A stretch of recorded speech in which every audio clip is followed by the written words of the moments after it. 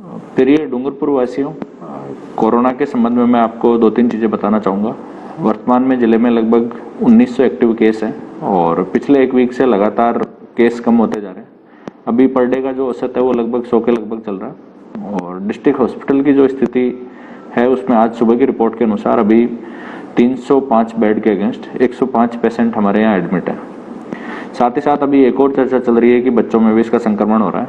तो डूंगरपुर जिले के बारे में मैं स्थिति स्पष्ट करना चाहूँगा कि मार्च, अप्रैल, मई यानी कि विगत 3 महीने में जो 0 से लेकर 12 साल तक के बच्चे हैं उनमें पॉजिटिव होने का जो ट्रेंड है वो सेम है। उसमें किसी प्रकार की अप्रत्याशित रूप से कोई वृद्धि नहीं हुई है या कहीं से ऐसी न्यूज मुझे किसी ग्रुप के माध्यम से मिलेगी इतने सारे बच्चे संक्रमित हो गए, तो मैं उसका खंडन करना चाहूँगा कि वो संख्या भी सही नहीं है।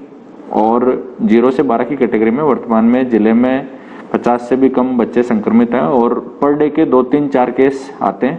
वो इसलिए आते हैं कि उनके परिजन संक्रमित हो जाते हैं और साथ में बच्चे रहते हैं, इसलिए वो भी आ जाते हैं।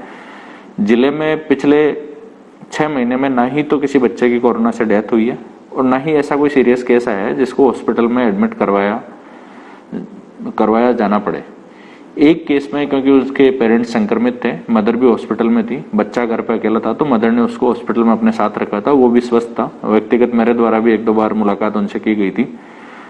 तीसरी लहर के हिसाब से हमने 100 बेड की व्यवस्था पहले से कर रखी है और ऑलरेडी वसुंधरा जो हमारा कोविड केयर सेंटर है वो चल भी रहा है। उसी को हम बच्चों के लिए कन्वर्ट कर सकते हैं अगर हमें जरूरत पड़ी तो। और साथ ही साथ आईसीयू की और दूसरी व्यवस्थाएं भी बच्चों के लिए पैरेलली तैयार कर दी जाएगी। वर्तमान में 9 पीडियाट्रिक्स हमारे डिस्ट्रिक्ट हॉस्पिटल में अपनी सेवाएं दे रहे हैं, तो ऐसा कोई डॉक्टर्स की भी कमी नहीं है, इसलिए बहुत ज़्यादा चिंतित होने की जरूरत नहीं है। हमारे लेवल पे कल भी एक मीटिंग रखी गई थी जिसमें पीएमओ, सुपरिटेंडेंट मेडिकल कॉलेज और दूसरे डॉक्टर्स थे। किस तरीके से हमें तीसरी लहर से निपटना होगा, किस तरीके से बच्चों के ट्रीटमेंट के लिए बेड्स की व्यवस्था होगी, मेडिसिन हमें कौन सी चाहिए, इसके संबंध में समीक्षा बैठक कल की गई थी और लगातार इसकी हर सप्ताह में हम समीक्षा बैठक करेंगे और जो भी संसाधन चाहिए होंगे उसकी व्यवस्था करेंगे।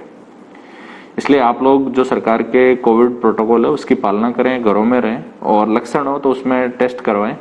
ऐसी कोई भी परिस्थिति में आपको जो मदद चाहिए होगी जिला प्रशासन और अस्पताल प्रशासन अवश्य उपलब्ध करवाएगा।